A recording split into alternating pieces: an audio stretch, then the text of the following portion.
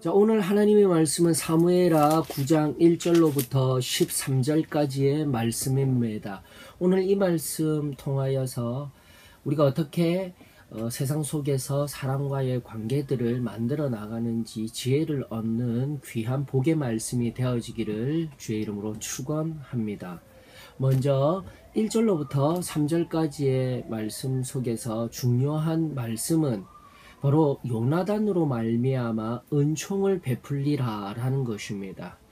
우리가 어제 살펴본 것과 같이 8장을 통하여서 주변의 나라들을 속속들이 다윗 앞에 무릎 꿇게 하시는 하나님, 즉 하나님의 영광을 가리우지 아니하며 하나님의 뜻을 이루어 나아가는 다윗을 통해 승리는 하나님께 있음을 살펴보았습니다. 그러면서 국제정세, 국내정세 그 모든 것들이 나라가 안정이 되어져야 할 때에 다윗이 첫 번째 기억한 것은 바로 관계의 회복이라는 거죠. 즉 은혜를 갚을 줄 아는 다윗이었다라는 것입니다. 그 전날 자신이 사울왕으로부터 도피 생활을 할 때에 그의 절친이었던 요나단을 기억하였다라는 것입니다. 그래서 혹여나 요나단의 자식들이 그리고 요나단의 친인척들이 없을까 하여서 찾아보았더니 있었어요. 마지막 남은 아들. 그러나 급히 도망하다가 다리가 부러져 절고 있는 그 아들을 기억하여서 무비보셋 왕궁으로 불러들여서 관계를 회복시키시고 그를 선히 인도하더라는 것입니다. 그렇습니다. 하나님의 은총을 받았습니까? 나 또한 다른 누군가에게 은혜를 갚아야 할 자들에게, 아니 좀 더 확대되어져서 어쩌면 우리는 모든 사람들에게 하나님이 주신 이 예수 그리스도로 말미암아 주신 이 놀라운 구원의 은혜를 세상 사람들에게 베푸는 자가 되어야 할 줄로 믿습니다. 오늘도 다시금 은총을 베푸는 은혜가 저와 여러분들 가운데 있기를 원합니다.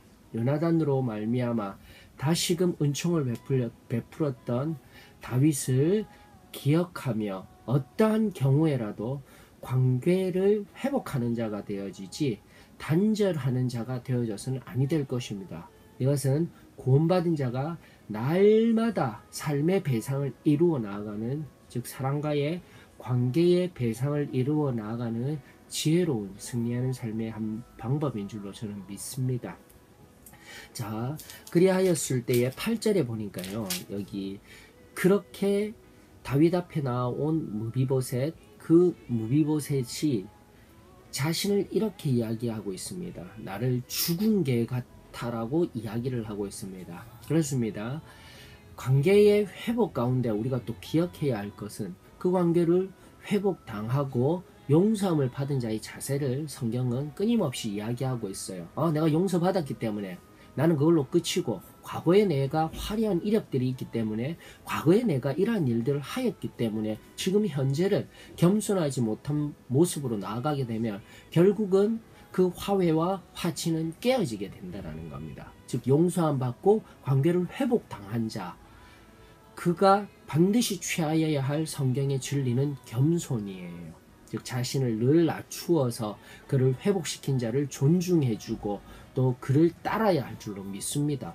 돌아온 탕자를 기억하십시오. 여러분들, 돌아온 탕자, 누가복음에 등장하는 15장에 등장하는 돌아온 탕자의 경우에도 마찬가지입니다. 탕자는 그저 아들로서 돌아오는 것을 원했던 것이 아니라 바로 아버지의 집에 종이 되기를 원합니다. 하인이 되기를 원합니다. 낮은 모습으로 나오게 되더라는 것입니다. 물론 그것이 원인이 되어져서 사랑하고 품어주는 것이 그리스도인의 사랑과 관계의 회복은 아닙니다. 그럼에도 불구하고 지혜를 가져야 한다는 것이에요. 즉 항상 내가 그 전날의 삶으로 문제를 일으켰습니까? 다시 관계가 회복되었을 때에 참된 지혜로움은 늘 겸손히 나아가는 그 지혜를 가짐으로 말미암아 하나님 앞에 참된 선을 이루며 나아가기를 원합니다. 세 번째로 살펴보아야 할 인물이 시바입니다. 시바가 하나님 앞에 다윗 왕 앞에 나와서 무비보셋을 중보하고 또 무비보셋을 알려주었을 때 바로 사울 왕의 모든 것들, 다시금 자신이 청지기의 역할로서 내어줍니다. 그런데 별로 좋은 건 아니에요. 즉 어찌 보면은 다른 사람들이 위험하다라고 할 수 있는 자리예요. 다윗의 정적이었던 사울의 재산과 또 그의 정적과도 같은 유일한 남은 혈육인 무비보셋을 견제하기 위하여서 그 앞에 내어놓을다, 이런 정치적 해석이 있을 수도 있어요. 하지만 그 모든 것을 무시하고 시바는 이렇게 이야기를 합니다. 11절에 내 주 왕께서 모든 일을 종에게 명령하신 대로 종이 준행하겠나이다.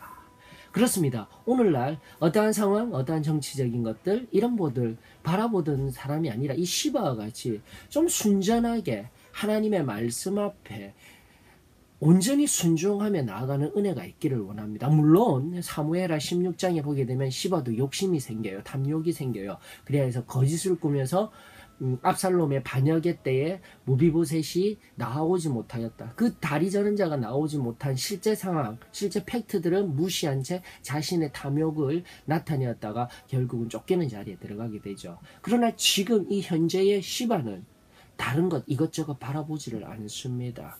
즉 하나님 앞에, 다윗 왕 앞에 겸손히 엎드려 자신의 주인의 음성에, 왕의 음성에 청종하는 아름다운 모습, 바로 이것이 오늘 우리의 관계성 속에 이루어져야 할 일들인 줄로 믿습니다. 내가 어디에 있든 누군가 나에게 명령하는 자가 있습니까? 나를 이끌어가는 자가 있습니까? 한번 순종해 보셔요. 전적으로 순종하고 맡기며 나아가는 그 걸음을 통하여서 우리 하나님께서 예수 그리스도의 향기를 나타낼 것이며 참된 하늘나라의 대사가 되어지는 놀라운 역사가 일어날 줄로 믿습니다. 자, 결론을 맺으십시다. 다시 한 번 더 구원의 은혜를 받은 자는 배상의 삶을 살아가는 자입니다. 관계의 회복이 끊임없이 일어나는 자입니다. 관계의 단절은 안 됩니다. 그리고 그 관계가 회복되어지고 단절되어진 그 관계의 용서를 받은 사람의 자리에 있다면 겸손함으로 나아가야 합니다. 그리고 어떠한 명령이나 어떠한 주관하는 자에게 순종하는 자로 나아가는 그 걸음, 오늘도 승리케 하시고 하나님께서 선히 인도하여 주실 줄로 믿습니다. 말씀 속에서 지혜를 얻으며 승리하는 저와 여러분들이 되십시다.